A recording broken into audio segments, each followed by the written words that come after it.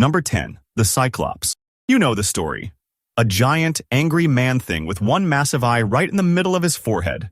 He eats sailors, throws rocks, and generally acts like a bouncer at a dive bar who's had a really bad night. For centuries, people thought the Greeks were just making this up after drinking too much wine.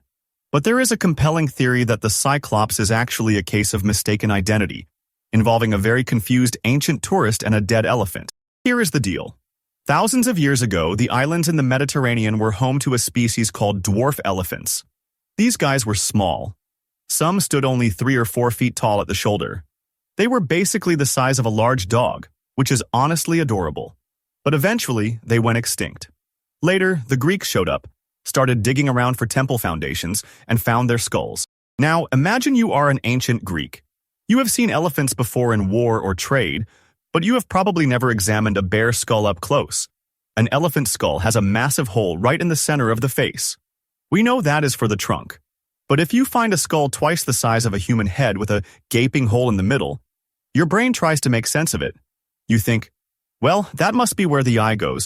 It is basically like finding a pug skull in 2,000 years and assuming it was a fierce, bug-eyed alien warrior. They likely built a mythology around a creature that was actually just a mini elephant trying to reach the leaves on a bush. It is the ultimate example of connecting the dots and getting a picture of a monster instead of a pony. Number 9. The Oracle of Delphi. If you needed life advice in ancient Greece, you did not go to a therapist or read a self-help book. You went to Delphi. You hiked up a mountain to see a woman called the Pythia. She sat on a tripod over a crack in the earth, inhaled some sacred vapors, and started babbling riddles. Kings declared wars based on what this lady said. For a long time, historians thought the vapors part was just religious theater, just smoke and mirrors to make the experience feel premium. But in the late 1990s, a team of geologists decided to actually look at the rocks under the temple. They found that the temple sits directly on top of 2 major fault lines that cross each other like a gigantic X. Even crazier, the rocks underneath are bituminous limestone.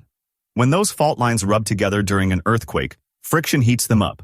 This releases gas into the spring water and the air, specifically ethylene gas. Ethylene smells sweet. It smells a bit like rotting flowers. But here is the kicker.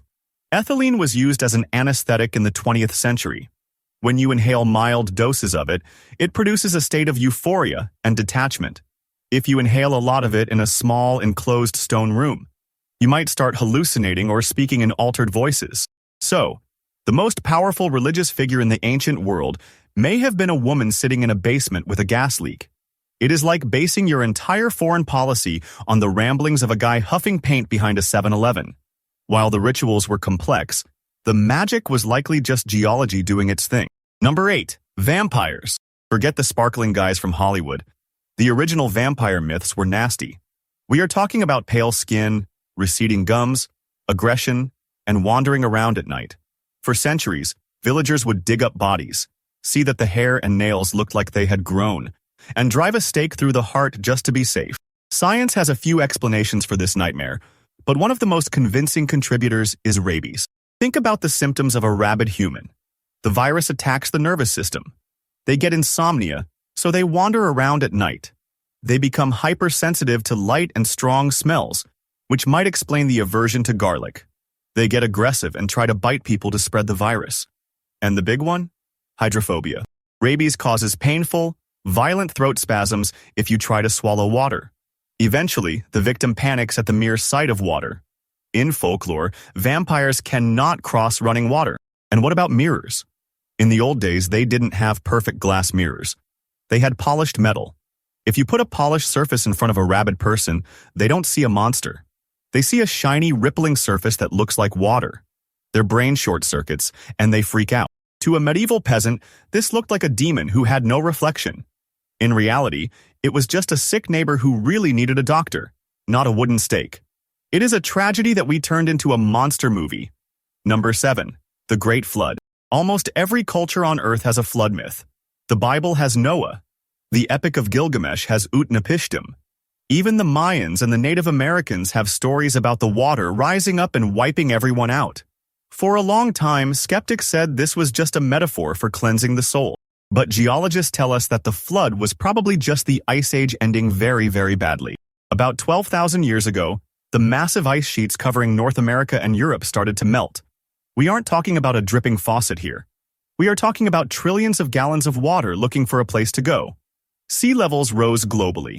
One specific, albeit debated theory, is the Black Sea deluge. The idea is that about 7,500 years ago, the Black Sea was just a small freshwater lake with farm villages around it. Then, the Mediterranean Sea rose high enough to spill over the land bridge at the Bosphorus Strait. It would have been a waterfall 200 times stronger than Niagara Falls. It would have turned thousands of square miles of dry land into ocean in a matter of months. If you were living there, you watched your entire world disappear. Underwater that just kept coming. It is like leaving the bathtub running, but the bathtub is the size of Texas. The survivors ran for the hills and told their grandkids, God was angry. But really, the planet was just defrosting. Number 6, the Kraken. Sailors are dramatic. If they see a weird wave, it's a ghost. If they see a bird, it's an omen. But for centuries, Norse sailors swore that there was a monster in the deep ocean that could wrap its arms around a ship and drag it down to the locker. They called it the Kraken. Biology class tells us that giant squids are real. We know them as Architeuthis ducks. But until very recently, we had never seen a live one. We only found their beaks in the stomachs of sperm whales or found their rotting bodies washed up on beaches. These things can grow up to 43 feet long. That is longer than a school bus. Their eyes are the size of dinner plates, the largest eyes in the animal kingdom, so they can see in the pitch-black pressure of the deep. Now, imagine you are a Viking in a wooden boat. You look down, and you see a shadow rising from the deep that is almost as big as your entire ship. It has 10 arms, 2 of which are covered in serrated suckers that can tear skin. It is not really a myth if it is actually swimming under your boat. The only part the sailors might have exaggerated is the motive. The Kraken probably doesn't want to eat the wood. In reality, the squid probably just mistook the boat for a whale. It is like a cat attacking a vacuum cleaner. It's a misunderstanding, but one that ends with you drowning in freezing water. Number 5, Changelings. This is where things get dark. In European folklore, there was a terrifying belief that fairies would sneak into your house, steal your healthy baby, and replace it with a changeling. This replacement child would be distant. It wouldn't speak. It might scream for hours or rock back and forth. It looked like your child, but the parents were convinced the spirit was gone.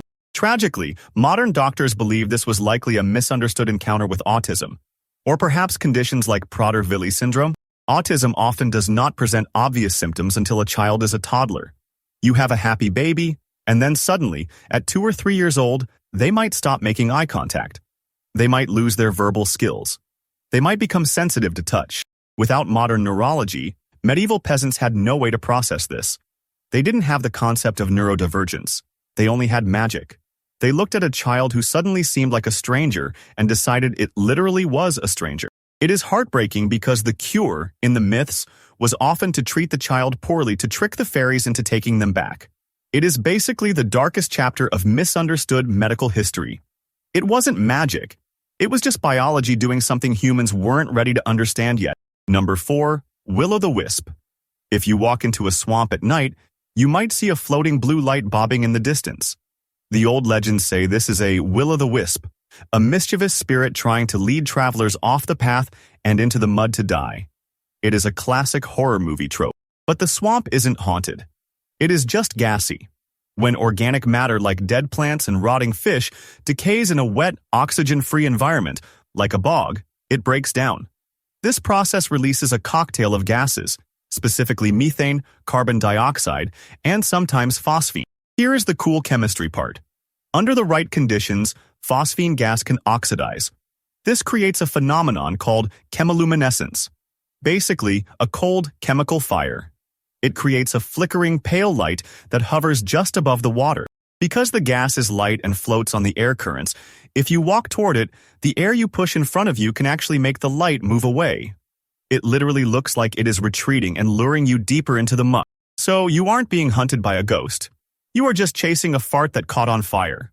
It is nature's way of saying, turn around, stupid, this is a toxic waste dump. Number 3, dragons. Dragons are everywhere. China, Europe, the Americas. Everyone has a story about a giant scaly lizard. How did cultures that never spoke to each other all come up with the same specific monster? Well, the ground is full of dragon parts. We just call them dinosaur fossils. Imagine being a Chinese farmer in 300 BC. You are digging an irrigation ditch, and you hit something hard. You pull it out, and it is a 6-foot-long bone. Then you find a skull with teeth the size of bananas. You have never seen a T-Rex. You don't know what evolution is. The most logical conclusion is that a giant magic lizard died here. There is a specific dinosaur called the Protoceratops. It was about the size of a sheep, had a beak like a bird, and a massive bony frill on the back of its head. Its fossils are incredibly common in the Gobi Desert, which was part of the ancient trade routes. Travelers would see these skeletons bleaching in the sun. They saw the beak, the forelegs, and the weird tail, and they likely described the griffin, part lion, part eagle. It is basically ancient forensic science gone wrong. They had all the pieces of the puzzle, they just didn't have the box with the picture on it. Number 2, Sodom and Gomorrah. In the Bible, God gets fed up with the cities of Sodom and Gomorrah and rains down fire and brimstone from the sky. The cities are vaporized, and Lot's wife turns into a pillar of salt. It is the ultimate clean-up-your-act story. Recently, a team of archaeologists at a site called Tal El Hammam in Jordan found something disturbing that matches this story. They found a layer of destruction dating back about 3,600 years. And it wasn't just a fire. The pottery shards were melted into glass. The mud bricks had boiled. To do that, you need temperatures deeper than 3,600 degrees Fahrenheit. That is hotter than a volcano. That is hotter than a blast furnace. The leading, though controversial theory? A cosmic airburst. A meteor, similar to the one that exploded over Tunguska, Russia in 1908, likely screamed into the atmosphere and detonated a few miles above the city. The shockwave would have been 1,000 times more powerful than the Hiroshima bomb. It would have flattened the city instantly and stripped the flesh off bones. Some scientists believe the blast could have vaporized water from the nearby Dead Sea, dusting the entire area with superheated salt. If you were standing there looking back like Lot's wife, you wouldn't just turn to salt. You would be encased in it. It is not necessarily divine retribution. It is just really, really bad luck with space rocks. Number 1. The 10 Plagues of Egypt. This is the big one. River turning to blood, frogs, lice, flies, pestilence, boils, hail, locusts, darkness, and death. It sounds like a laundry list of reasons not to visit Egypt, but scientists think this wasn't a supernatural hit list. It might have been an ecological domino effect. One theory suggests it started with a massive climate shift or a distant volcanic eruption. Step 1. The Nile turns to blood. This matches the description of a red tide, a massive bloom of toxic algae. The algae makes the water look red and kills the fish. Step 2. Frogs. Since the water is toxic and deoxygenated, the frogs have to leave the river. They swarm the land. But frogs need water, so they die in the baking sun. Step 3. Lice and flies. You have millions of rotting fish and dead frogs piling up. That is an all-you-can-eat buffet for insects. The insect population explodes. Step 4. Disease and boils. Flies carry disease. They bite the livestock and the humans. Everyone gets sick. Step 5. Darkness and hail. If a volcano like Thera erupted nearby, it would spew tons of ash into the sky, blocking out the sun and altering weather patterns to create violent storms. It is a Rube Goldberg machine of misery. One thing goes wrong in the ecosystem, and it triggers a chain reaction that destroys an entire civilization. It shows that nature doesn't need magic to destroy you. It just needs one domino to fall, and you are basically toast.